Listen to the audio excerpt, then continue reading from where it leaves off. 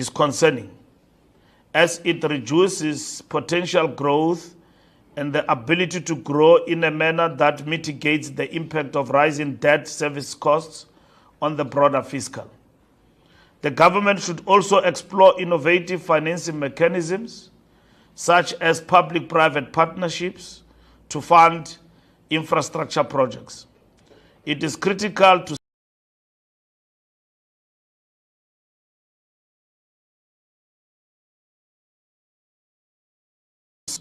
a performance to reduce load shedding and enhance energy security. The government must accelerate plans to restructure ESCOM, resolve issues of crippling debt, and roll out new electricity generation capacity as quickly as possible. Furthermore, it is necessary to mobilize finance for expanded investment in the national electricity grid and support local government in developing new funding models for electricity. Lastly, the ANC calls for continued reforms to improve the performance of the country's rail, port, and logistics sectors. These sectors are currently holding back economic growth and threatening employment. The government must support Transnet to promote international trade, exports, economic growth, and job creation. It is crucial to work together to achieve a prosperous and inclusive South Africa. The midterm budget statement must urgently help our nation to accelerate the resolution of the energy crisis to end load shedding.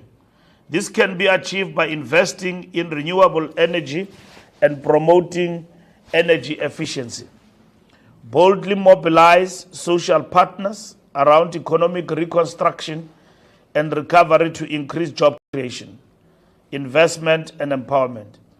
The government must work with businesses, labor, and civil society to promote inclusive growth and development, improve the delivery of essential services, and maintain infrastructure.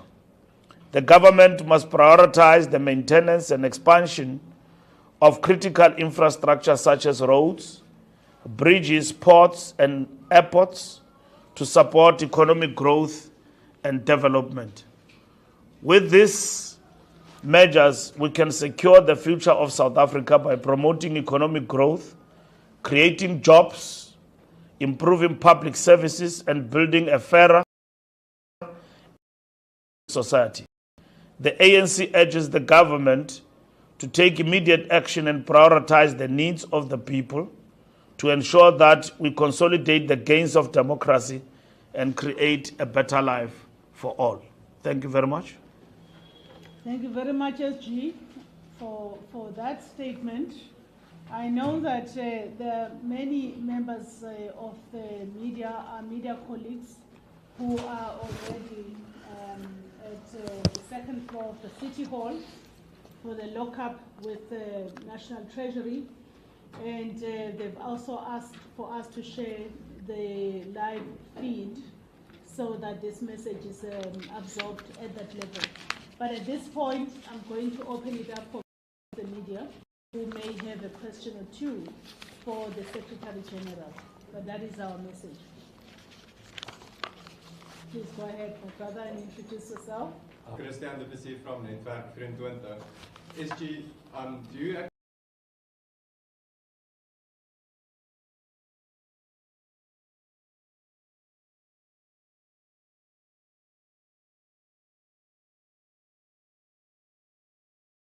acknowledge the ANC's government's role fiscal situation in South Africa that necessitates now cuts to the budget? Secondly, do you think that it is too late for South Africa to turn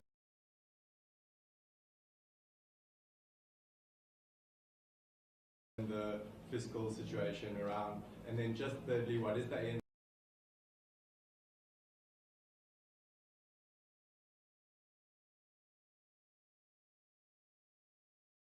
comment on the appointment of the new public protector by the president? So those three comments, I'm going to ask the SG to actually react to those specific ones for now.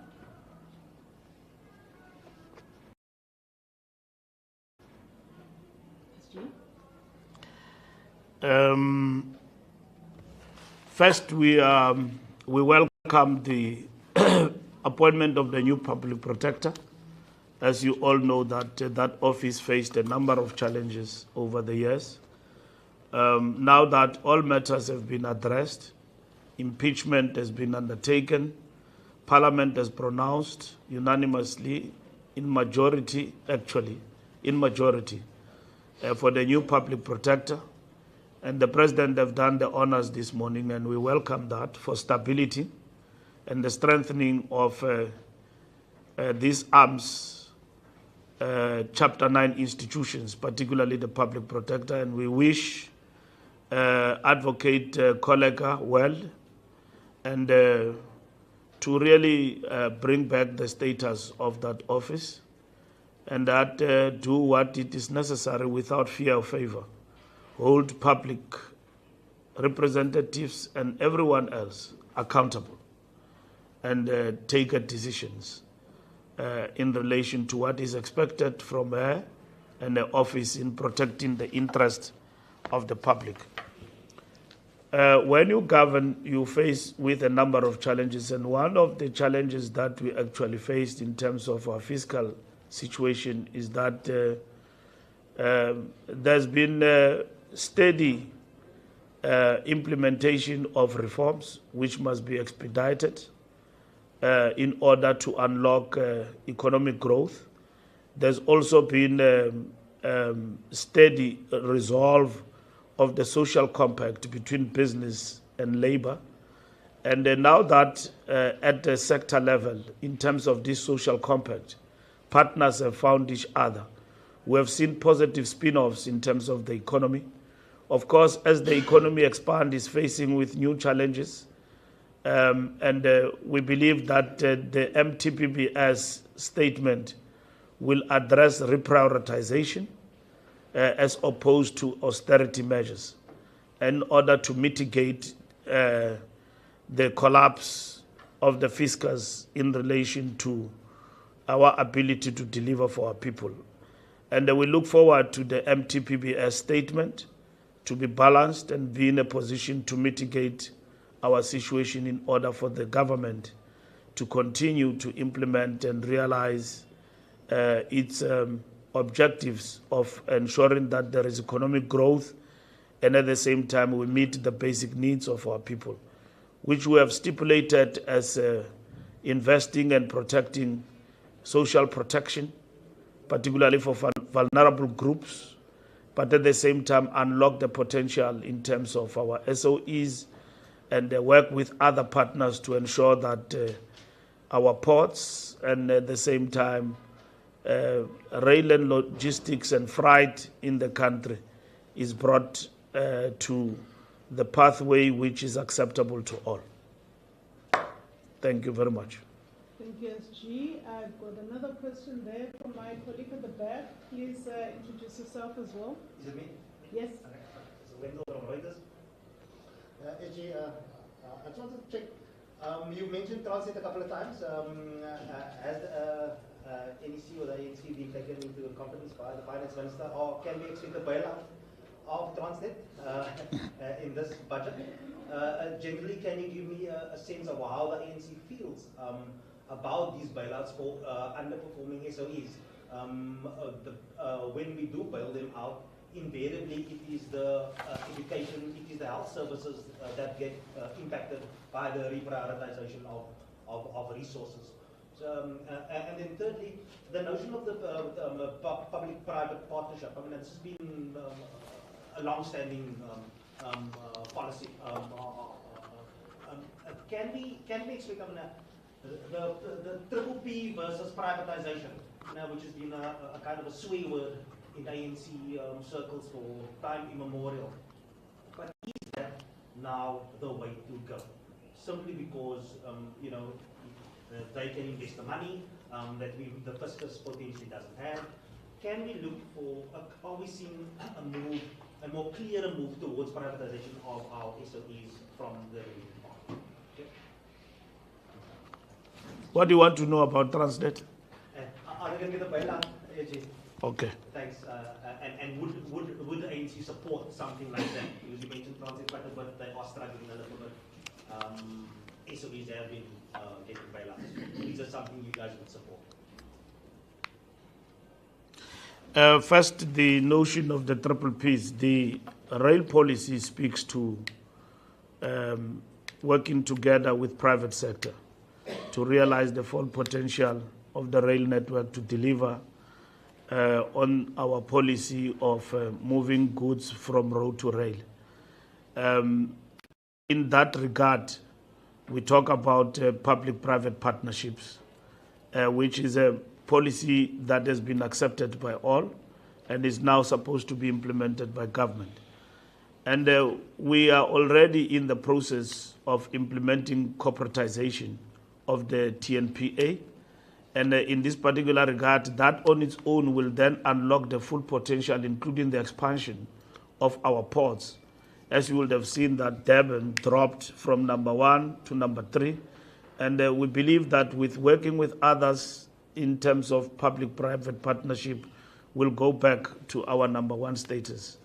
As goods have blockaded in terms of arriving at the harbor because of lack of capacity from logistics and freight, particularly from the side of Transnet. So triple Ps, in our view, is not privatization, because privatization is something different altogether. It means you privatize and everything else is in the hands of private capital. And in this instance, we talk about partnership to unlock the potential, and that is what we support as the ANC. So it's partial privatization? There's nothing like that. Partial. It's either you go privatization, full-blown, or you go public-private partnership. And this notion has been implemented in this country for the longest of time.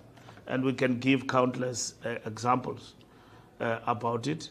So it cannot, and we talk about reforms as well, not only in Transnet, including in Eskom, in terms of unbundling and so on. So we're not talking privatization, we're talking triple Ps and concessions. We've got concessions already in terms of road expansion in the country that has been implemented over more than 20 years in terms of unlocking the balance sheet of Sanral to be able to deliver the beautiful roads we are driving on from Cape Town to the Eastern Cape, from here to Joburg. Maintenance of those roads, and even in Gauteng and everywhere in terms of the rail network in the country, we do have concessions with the private sector in this regard. Our rail policy with private partnerships, and they also talk about devolution but with conditions in terms of rail network. We are doing a very good job now in terms of passenger rail, and including moving out of the bad experience of the past. We're beginning to see the results. The board has been doing a wonderful job, as it has been reported by the minister. And then you will have seen that even the Auditor General has been reporting good work in terms of the passenger rail. That is not just something that has just happened. It means investment, working tirelessly to ensure we change things for the better. But the most important state-owned asset at our disposal is Transnet. And we know that Transnet is affecting the potential of growth. We are unable to move goods with necessary speed from, all sides, from the mines to the harbor and all of that with the speed that we want. And then private sector have long said we are ready, and they are ready. So we are saying, what are we waiting for? Let us move with speed and work with all the partners to unlock this potential, which will then see growth potential of our economy and employment of our people and so on. So I think that is what is important for us in terms of this mid-term budget statement. That commitment to us is very important. But again, the question you ask, we are saying that we must cushion the poor, but at the same time, we must remain focused in terms of education as well as health in the country. We expect not to move on that. We accept reprioritization with regard to the challenges that we are facing, but we don't accept austerity in this regard. Rather, let us look at different sectors, and in this instance, freight, port, and rail, to ensure that we unlock the potential there for economic growth. Thank you, SG. I believe that is the end of the questions. I don't see any other hands. I would like to thank you, members of the media, for coming through. That then brings us to the end of the session. Thank you very much. Thank you, SG. Thank you.